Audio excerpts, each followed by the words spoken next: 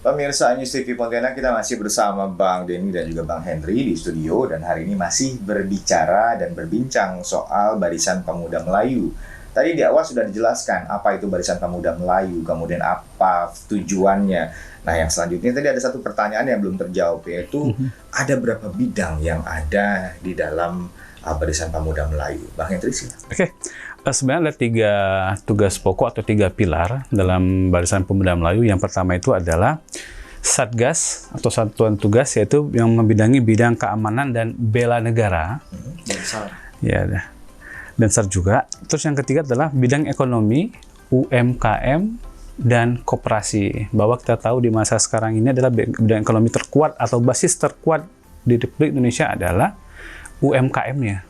Itu sebagai tonggak ekonomi yang juga paling kuat. Yang ketiga adalah bidang seni dan budaya. Seni dan budaya, iya. Yang kebetulan adalah kepala di bidang saya sendiri. Iya, di bidang. Iya. Abang adalah ketua dari Badan Seni dan Budaya. Iya. Itu menaungi apa saja kegiatannya?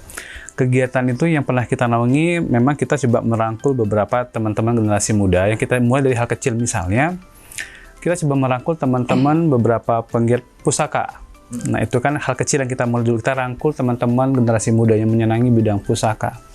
Dan kedepannya memang dari event tersebut menjadi sebuah event sekalbar yang pernah kita laksanakan.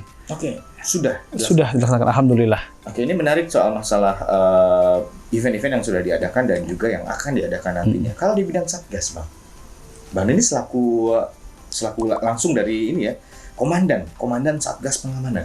Ya, kalau Satgas ini cakupannya luas, karena Satgas juga mencakup segala macam bidang. Dia bisa masuk ke bidang mana aja. Karena fungsi Ormas ini adalah selain dia sebagai fungsi sosial kemasyarakatan, juga dia bisa melakukan fungsi kontrol atau pengawasan dalam kinerja aparatur pemerintah, kinerja pemerintah. Nah, misalkan dalam kinerja aparatur pemerintah di bidang korupsi. Kebetulan hari ini kan Hari Korupsi Sedunia. Hari Korupsi Sedunia. Jadi ya kita juga di situ Ormas tuh perintah undang-undang bahwa kita juga harus berperan dalam melakukan pengawasan eksternal. Dalam pemerintah itu kan ada mengenai pengawasan eksternal. Jadi itulah fungsi Ormas, melakukan pengawasan eksternal dengan melihat kinerja aparatur negara yang melaksanakan fungsinya. Kita bisa melakukan kontrol di situ. Nah, seperti yang pernah kita lakukan, aksi sosial yang pernah kita buat, yaitu kemarin kita juga aksi damai melawan koruptor. Kita turun ke jalan di Gedung Kejati, Kalimantan Barat, ya kan? Di situ kita sebelumnya kita memang udah pernah memberikan masukan, teguran kepada pihak penegak hukum yang terkait, baik Kejati, di Kapolda, tentang kasus-kasus korupsi di Kalimantan Barat yang mandek. Nah, seperti contohnya kasus navigasi, dan masih ada kasus-kasus lain yang ada berkasnya kami berikan, namun tidak bisa saya sebutkan. Saya sebutkan tadi salah satunya kasus navigasi. Oke.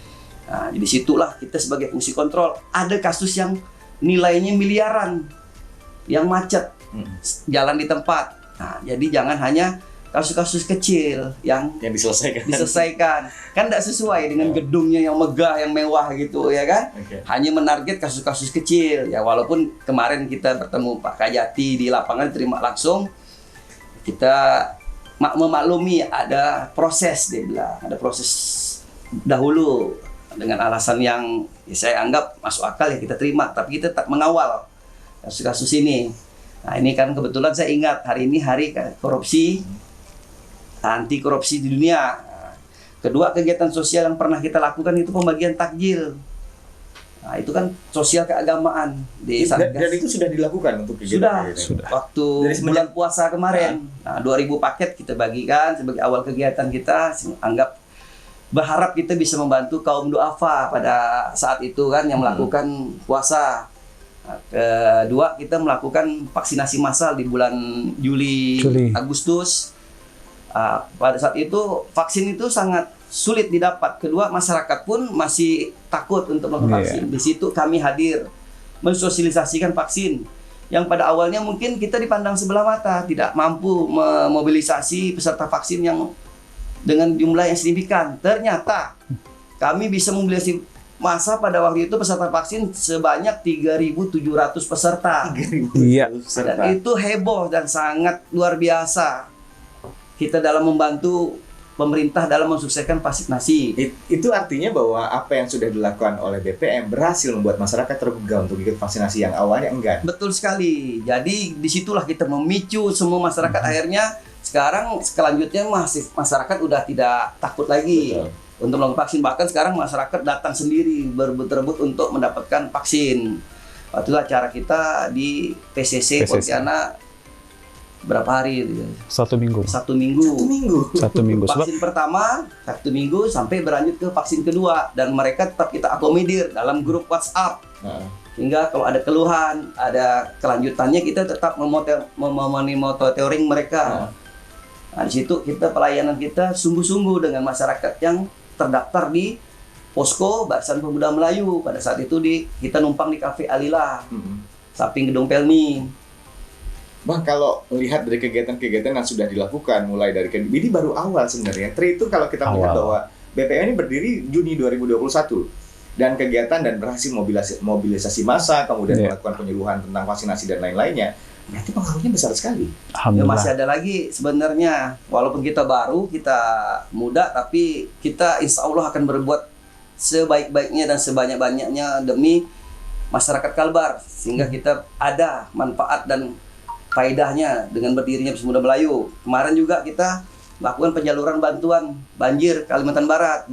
Ya, untuk Sekadau dan Sanggau, walaupun sedikit terlambat karena kita udah di ujung banjir menyurut, tapi kita tetap menyalurkan donasi bantuan itu kepada dampaknya. Setelah banjir kan mereka betul, masih ada dampaknya, betul. tidak bisa datang ke sawah, ke ladang, menoreh karet, memanen sawit. Nah, masih banyak dampaknya terhadap korban banjir tuh yang belum bisa mencari mata pencariannya karena terganggu akibat dampak banjir tadi. Nah, disitulah kita hadir memberikan bantuan satu truk kita kirimkan ke Sekadau dan Sanggau berupa sembako. Beberapa hal yang menarik yang saya tangkap dari penjelasan abang-abang ini adalah kegiatan-kegiatan yang dilakukan langsung to the point untuk masyarakat. Betul. Dan juga bersinergi dengan pemerintah, termasuk salah satunya tadi adalah vaksinasi, kemudian pembagian takjil, kemudian pembagian bantuan pada saat kita mengalami bencana sekarang. Dan BPM hadir untuk membantu pemerintah dalam hal ini. Saya tertarik juga untuk satu hal seperti ini, Bang. Tadi Abang sempat menyinggung soal pameran pusaka. Iya. Bang Hendri kebetulan bidangnya adalah di seni dan budaya. Betul. Ketua badan seni dan budaya. Tadi disinggung sedikit soal pameran pusaka. Saya jarang sekali mendengarkan hal ini ada di Kalimantan Barat. Terima kasih sebelumnya. Memang alhamdulillah pameran pusaka ini adalah event pertama di Kalimantan Barat.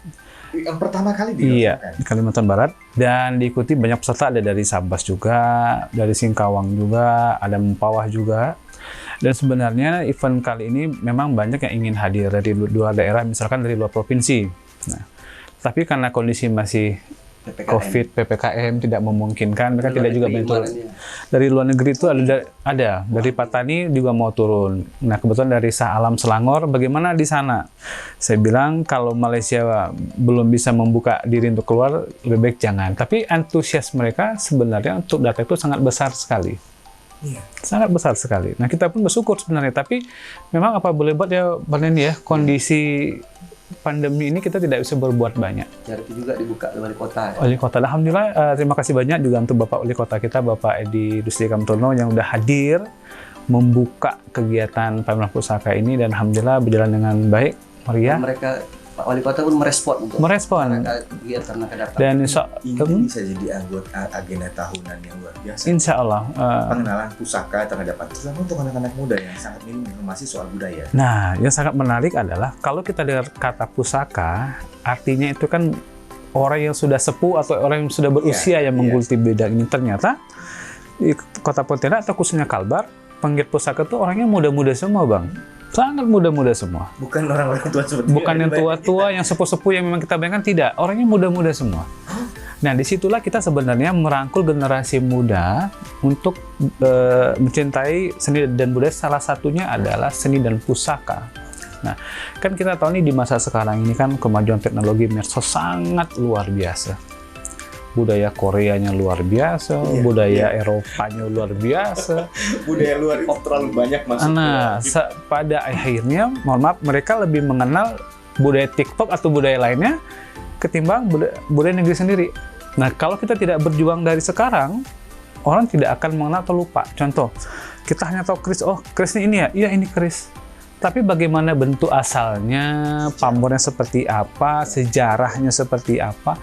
Karena kita memang harus mengakui bahwa di masa sekarang banyak beberapa budaya kita itu yang benar-benar tergerus zaman. Oke. Nah, di sini BPM hadir sebenarnya memang untuk merangkul generasi muda. Yuk, mari kita fight. Kita mencintai marwah budaya Melayu, khasanah alam Melayu. Jangan sampai kalau sudah memudar, anak cucu kita pun mulai tak kenal, baru kita pusing. Oke. Gitu. Makasih Bang, tahan dulu, jangan Tahan dulu. habiskan. Ini menarik nih, mulai dari kegiatan-kegiatan, dari Satgas, kemudian juga ekonomi, UMKM juga terbantu. Ada misi besar yang akan dilaksanakan oleh BPM. Akan ada hal besar yang akan dilakukan oleh BPM, terutama di bidang sektor kepemudaan. Ini menarik sekali. Pemirsa, kita akan cari lagi informasi-informasi lain tentunya tentang Barisan Pemuda Melayu ini. Tadi kita melihat bahwa optimisme yang sangat jelas. Hal-hal konkret yang sudah dilakukan, mulai dari membantu, vaksinasi, sinergi dengan pemerintah, bahkan mengenalkan budaya kepada masyarakat, terutama kepada para pemuda dan pemudi. Nanti akan kita tanya lagi informasi lebih lanjut, jangan kemana-mana, tetap di Bali Talk Show.